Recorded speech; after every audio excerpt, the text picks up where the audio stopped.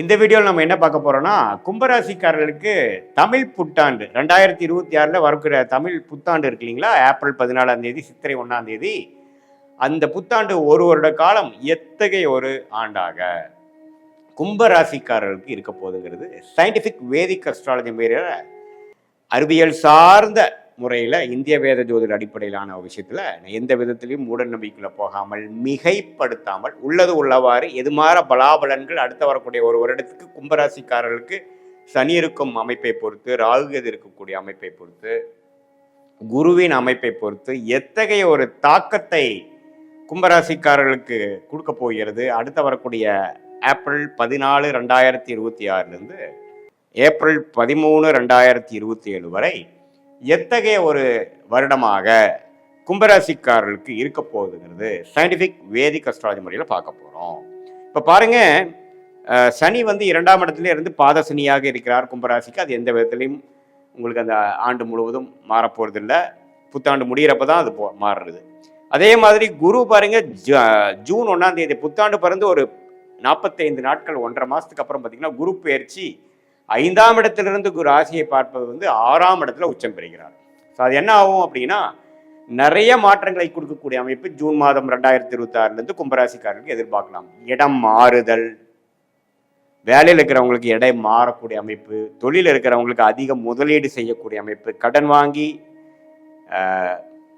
நம்ம பெரிய லெவலில் எக்ஸ்பேன்ஷன் போகக்கூடிய அமைப்பு, வெளிநாடு போகணும்னு நினைக்கிறவங்களுக்கு வெளிநாடு வாய்ப்புகள் கிடைக்கக்கூடிய அமைப்பு, இம்போர்ட் எக்ஸ்போர்ட் இருக்கிறவங்களுக்கு நல்ல ஒரு கான்ட்ராக்ட்ஸ், நல்ல ஒரு ப்ராஜெக்ட்ஸ், நல்ல ஒரு வியாபாரம், நல்ல ஒரு அசைன்மெண்ட்ஸ் நமக்கு கிடைச்சி, நல்ல ஆர்டர் கிடைச்சி நமக்கு அனுப்புகிறோம், நல்ல ஒரு புது 2-3 கிளைண்ட் கிடைச்சாங்கிற மாதிரி கொடுக்கக்கூடிய அமைப்பு.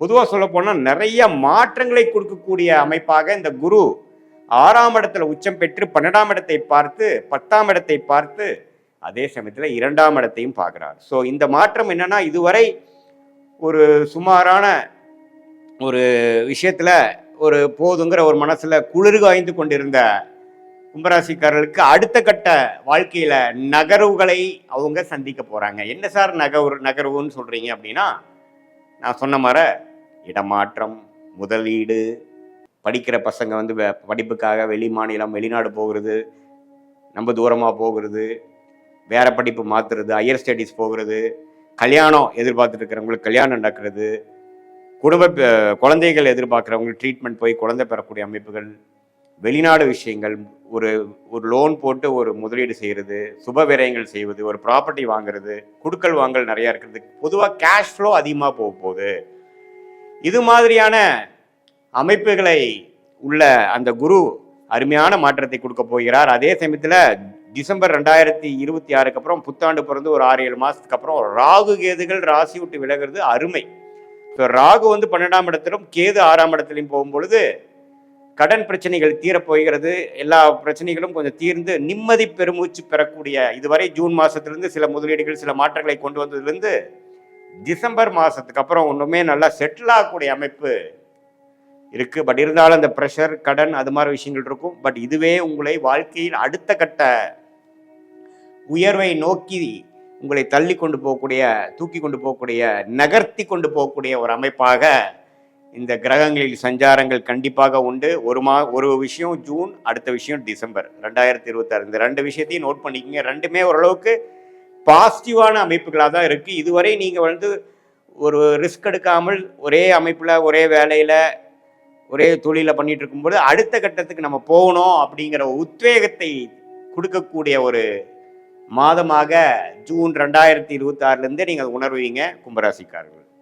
இது ஒரு பொதுவான பலனை தவிர உங்களுடைய ஜென்ம ஜாதகத்தில் எது மாற லக்னத்தில் பிறந்தீங்க, எந்த லக்னத்தில் பிறந்தீங்க, உங்கள் லக்னாதிபதி எப்படி இருக்கு, நீங்கள் கும்பராசியில் சதய நட்சத்திரத்தில் பிறந்திருந்தாலும் சரி,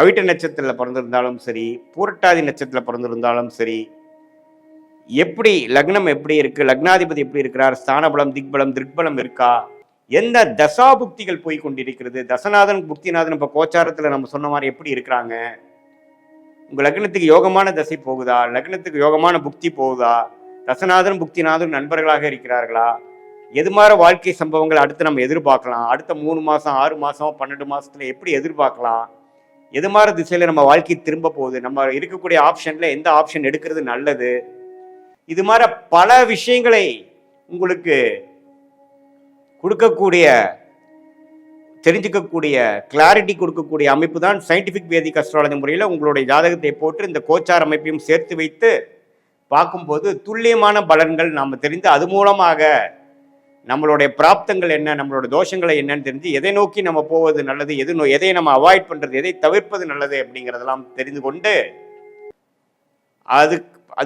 அது பிரகாரம் நம்ம வாழ்க்கை பயணத்தை செலுத்துமையானால் தேவையற்ற பண விரைவு, தேவையற்ற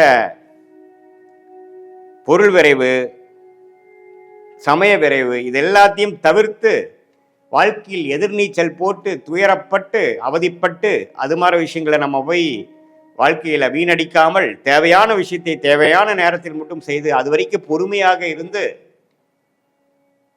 வாழ்க்கையில் எதிர்நீச்சல் போடாமல் நம்மளுடைய கர்ம பலனை தெரிந்து நமக்கு யோகமான தொழில் என்ன, நமக்கு யோகமான படிப்பு என்ன, நமக்கு எந்த நேரத்தில் நம்ம மாறுவது நல்லது, எந்த நேரத்தில் நம்ம இந்த விஷயத்துக்குள்ள போறது நல்லது, எந்த நேரத்தில் இது எதிர்பார்க்கலாம் அப்படிங்கிற நம்மளோட டைம் லைன்ஸ் எப்படி கூகுள் மேப் நமக்கு நம்ம ரூட்டு காமிக்குதோ அதே மாதிரி இதையும் நம்ம வாழ்க்கையோட ஸ்டேஜஸை காமித்து அதுக்கு சிங்க் ஆகும். நம்ம பாஸ்ட் பார்க்குறப்ப உங்களுக்கு சிங்க் ஆகும், ப்ரெசென்ட் பார்த்துட்டு அதுக்கப்புறம் short term future, long term future பார்க்கும் பொழுது துல்லியமான பலன்கள் எடுத்து வாழ்க்கையில் ஒரு கிளாரிட்டி, தேவையற்ற குழப்பங்கள் இல்லாமல் தேவையற்ற செயல்கள் தவிர்த்து நம்மளுடைய பிராப்தத்தை உரிந்து அதுக்கு தகுந்த விஷயங்களே கரெக்டான டைம், இதில் ஒரு டைமிங்கிறது நம்ம முக்கியம். எந்த நேரத்தில் எது நடக்கணுமோ அதுதான் நடக்கும். அதுக்கு முன்னாடி நம்ம செய்தாலும் தவறு, லேட்டாக செய்தாலும் தவறு.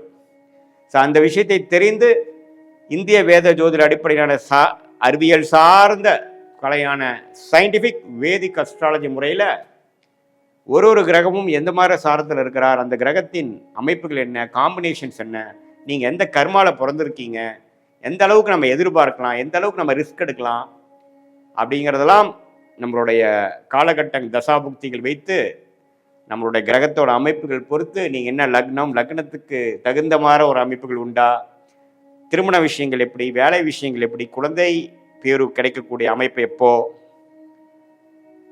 எப்போ நம்ம வெளிநாடு போவோம், அரசு உத்தியோகமா, வேலையா, தொழிலா, கார்பரேட் லைஃப், ஸ்பைரேட் லைஃபா, எது மாதிரி தொழில் பண்ணலாம், எந்த நேரத்தில் பண்ணலாம், நம்ம மேனுஃபேக்சரிங் ட்ரேடிங் மாதிரி போகிறது நல்லதா அல்லது கன்சல்டிங் மாதிரி போகிறது நல்லதா, எந்த கிரகம் நம்ம ஜாதகத்தில் நல்லா இருக்குது இப்படிங்கிற பல விஷயத்தை தெரிந்து அதுக்கு தகுந்த மாதிரி நம்ம வாழ்க்கையில் திட்டமிட்டு வாழ்க்கை செயல்பாடுகளை செய்யும் பொழுது வாழ்க்கையில் எளிதில் வெற்றி பெற முடியும் என்று சொல்ல விரும்புகிறேன். மீண்டும் மற்றொரு காணொளியில் சந்திப்போம். நன்றி, வணக்கம்.